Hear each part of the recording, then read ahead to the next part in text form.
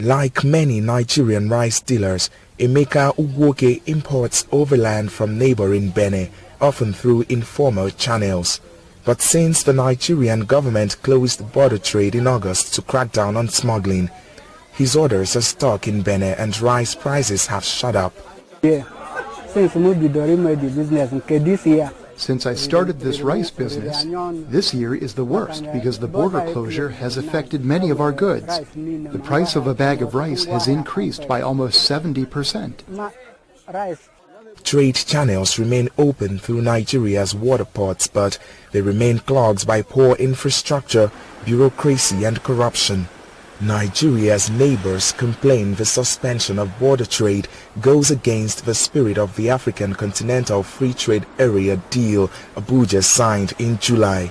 But Nigerian authorities note that most border trade is illegal and say $8 million worth of smuggled goods have been seized so far.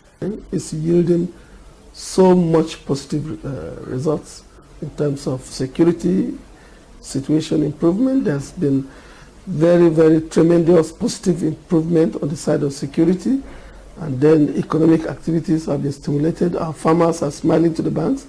The patronage shifted inward. Rice farmers like Reston Tedeke have indeed benefited from the closed border. Let's put it blunt out there. The federal government should keep the borders shut.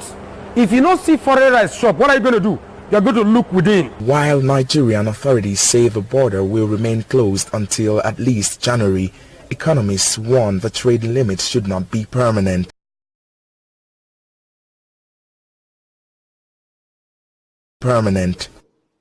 And we need to promote trade, we need to liberalize trade.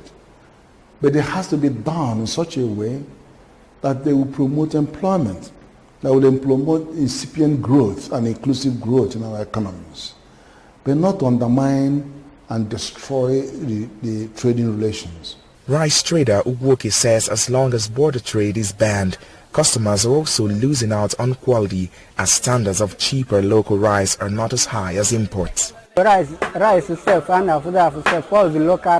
customers complain that the local rice contains stones and sand particles, and honestly, I have opened some of them and confirmed it. Although Nigeria plans to reopen its border trade by January if its neighbors halt the smuggling, some lawmakers are pushing for a 2-year extension.